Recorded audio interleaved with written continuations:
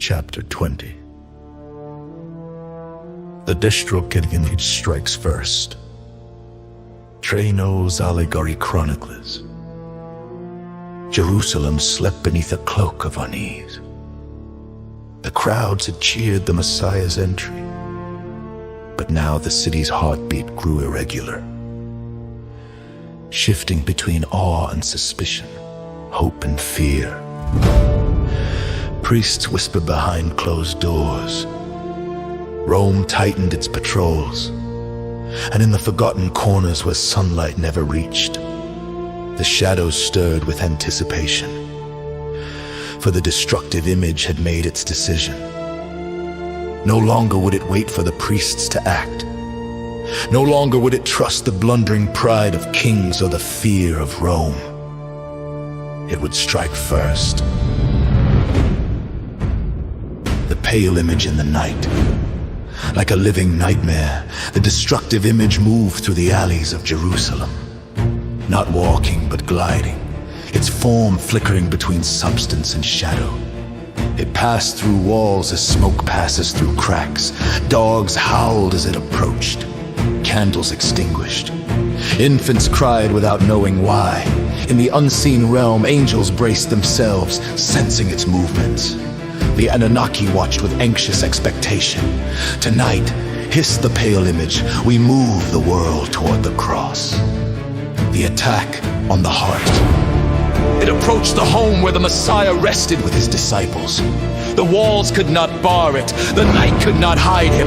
The divine presence inside that simple dwelling burned like a fire visible only to beings of spirit. The destructive image recoiled in pain before forcing itself forward. It could not kill him. The Father's protection was too strong, the prophecy too woven into creation. But it could corrupt, it could mislead, it could infect the hearts of those closest to him. And so, it targeted the weakest link. The whisper to Judas. Judas lay awake, wrestling with visions of a kingdom that had not materialized.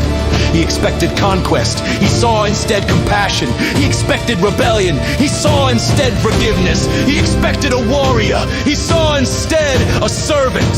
His heart was torn between loyalty and disappointment, between love and resentment. Into that fracture, the destructive image slid like venom. Its voice whispered, he refuses the throne that is his. He wastes the power given to him. He calls himself Messiah, but where is his army? Where is his revolution? Where is his crown? Judas whispered, I don't understand him. You understand perfectly. The pale image hissed, he will not claim the kingdom, so you must force his hand. Judas trembled.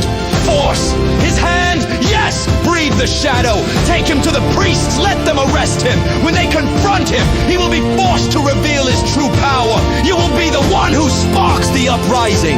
Judas swallowed hard. It sounded logical. It sounded righteous. It sounded necessary. The destructive image smiled. Another chain locked into place. The priest received their sign. Before dawn, Judas slipped into the streets. He approached the chamber where the priest schemed, the destructive image whispering the words he could not form. What will you give me? Judas asked. If I deliver him to you. The priest stared, stunned, elated, terrified. This was the opportunity their hardened hearts had longed for. They counted out 30 pieces of silver, the price of a slave. The destructive image pressed a clawed hand against Judas's spirit, and his will collapsed. The betrayal was sealed.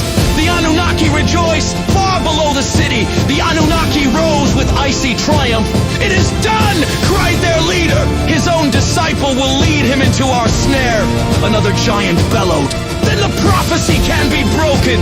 The Messiah will fall to mankind's corruption, not our blades. The destructive image materialized among them, shimmering with vile satisfaction. He will walk willingly into our trap. He will be condemned by those he came to save. His blood will fall by the choice of men. Their cavern echoed with twisted laughter, not joy, but the hollow shrieks of a dying race, believing they might win. But the Messiah already knew. While the shadows celebrated, the Messiah sat in the upper room with his disciples. His eyes glowed with sorrow and certainty. One of you will betray me. Judas froze. The destructive image hovered behind him, its claws sunk deep into his heart. Yet the Messiah looked into his eyes with compassion, not condemnation. What you are about to do, he whispered, do quickly. Judas fled into the night, and the shadows rejoiced.